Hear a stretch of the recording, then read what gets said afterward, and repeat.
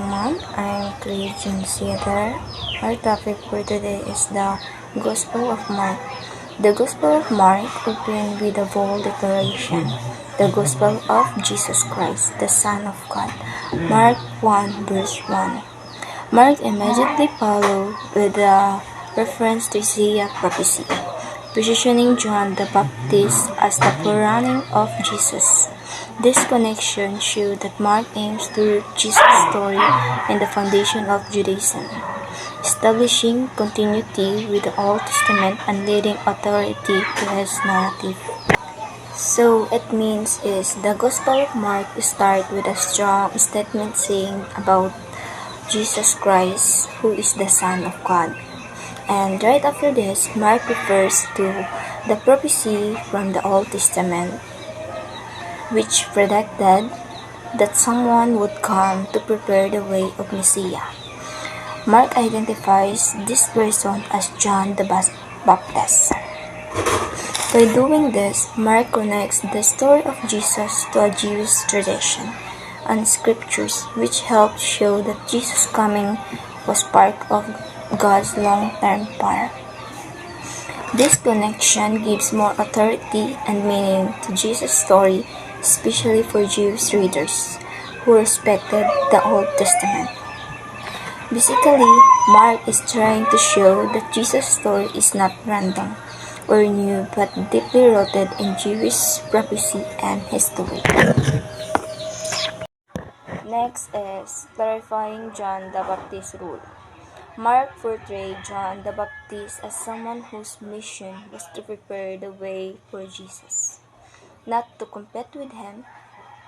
This classification was necessary due to widespread belief that John and Jesus lead rival groups, as both had loyal disciples.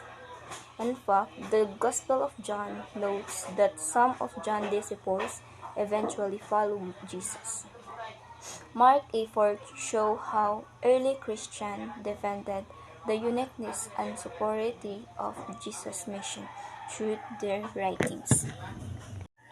So, it means Mark presents John not as a rival to Jesus, but as someone who came to prepare people for Jesus' arrival. This is important because at the time, some people believed that John and Jesus were leaders of separate, competing movements since both had their own groups of followers. The Gospel of John even mentioned that some of John the Baptist followers later started to follow Jesus. So, Mark wants to make it clear that John's mission was always about preparing for Jesus, not competing with him. And also, this effort by Mark also showed that early Christians tried to emphasize that Jesus' mission was unique and more important, using writing to clear up confusion and strengthen their message. In short, that John the Baptist is shown as a helper who points people to Jesus, not as someone who competes with him. And that's all. Thank you. So, good morning everyone. My name is Clyro Maladika. This is BP1. So, the the topic is all about the Gospels of the Mark. So, the first assigned this topic is reaching both Jews and Gentiles. So, Mark Gospels is designed to appeal to both Jewish and Gentiles audiences. By referencing Old Testament prophecies, Mark speaks directly to Jewish readers who would have understood the Messianic expectations. However, for Gentile readers, the Gospels focus on Jesus' actions, teachings, and miracles would have held more relevance than its ties to Jewish scriptures. So, according to reaching both Jews and Gentiles, so the Gospels of the Mark to appeal to both Jewish and Gentiles, like mga pinaagi sa mga pagisgot sa mga Old Testament, sa mga daan nga mga tugon, and then directly po siya nakigistorya sa mga Hudyo, and then nasayod po sila sa ilang pagkaabot sa mga Mesiyas, and then mas dako sila kahulugan sa Ebanghelyo, pinaagi sa mga buhat ug mga pagdaan. And then napo po sila yung mga milagro, na po yung milagro si Jesus nga, kaysa, na po yung mga milagro si Jesus, and then mas dako siya connection sa mga kasulatan or mga Hudiyo. So, that's all. Thank you. So good evening everyone.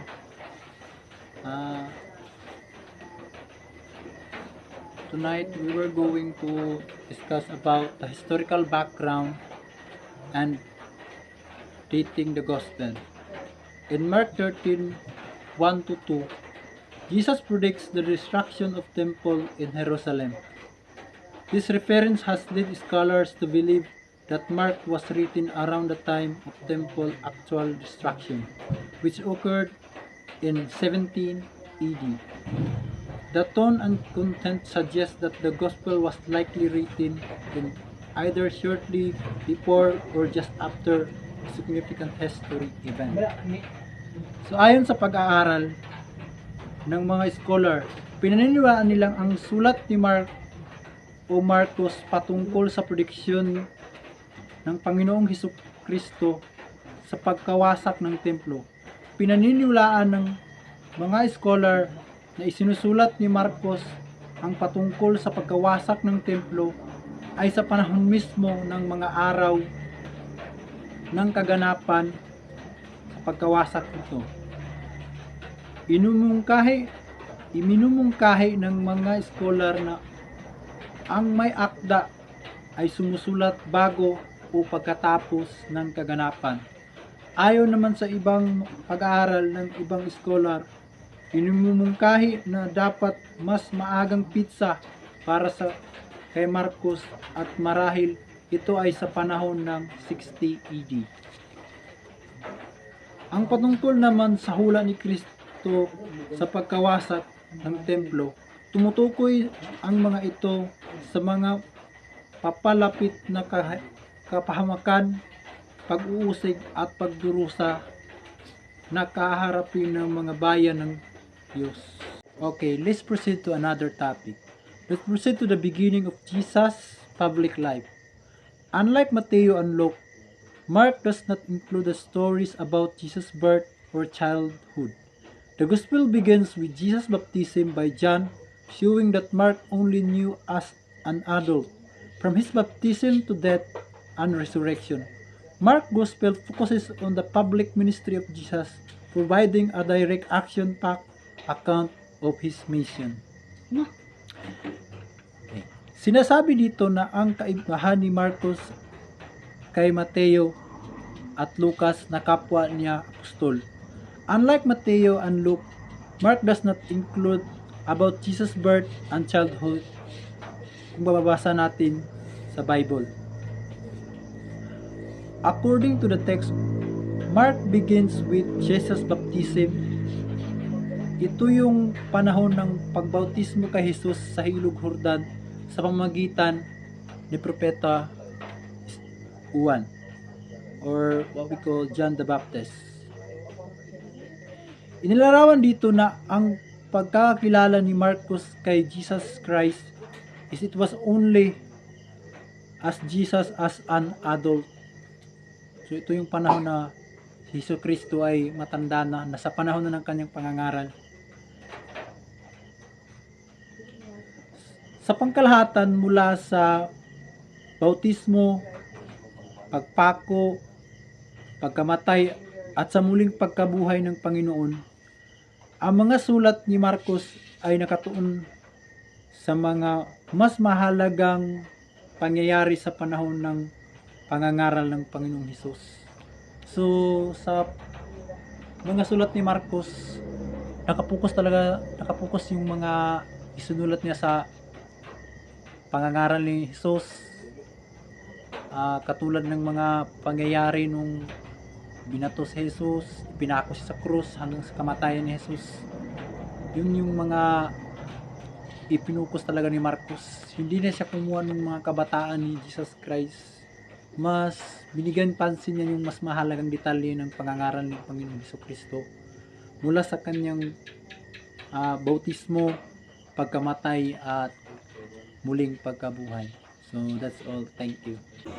Good day, ma'am. I'm Sharon Micabalo, and I'm here to discuss the geographic journey in Mark's Gospel.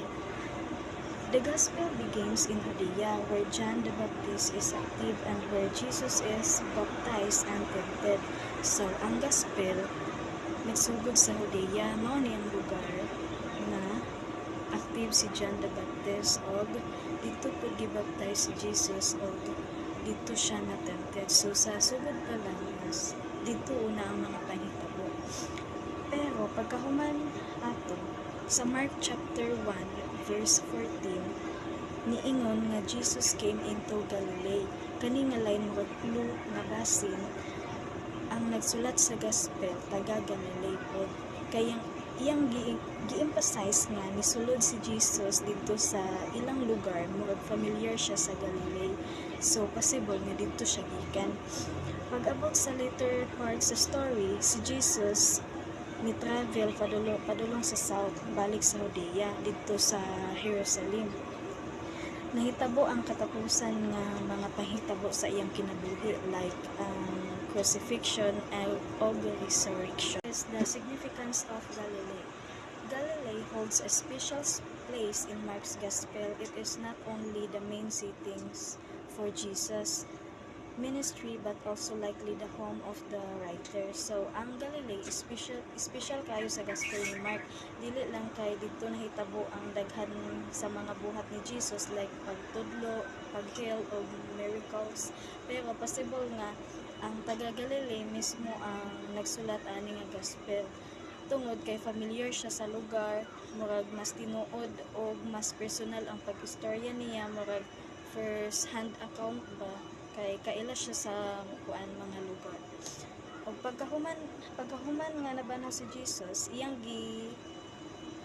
gisaaran niya ang mga disciples nga magkita sila balik sa Galilee. My name is Jennifer Damitan. Conclusion. The Gospel of Mark represents a powerful and concise account of Jesus' life grounded in Old Testament prophecy and historical reality. It emphasizes both the Jewish roots of Christianity and its universal message for all people. By focusing on action, geography, and personal experience, Mark delivers a testimony that is both theologically rich, personally, and meaningfully. Ang Ebanghelyo ni Marcos naghatag og klaro og diretso nga nang sa hulugway sa kinabuhi ni Jesus nagpakita sa connection sa daang tugon ug sa tinuod nga kasaysayan sa una. Gipakita sa tinuod ni Marcos nga Kristyanismo nagsugod sa mga tradisyon, sa mga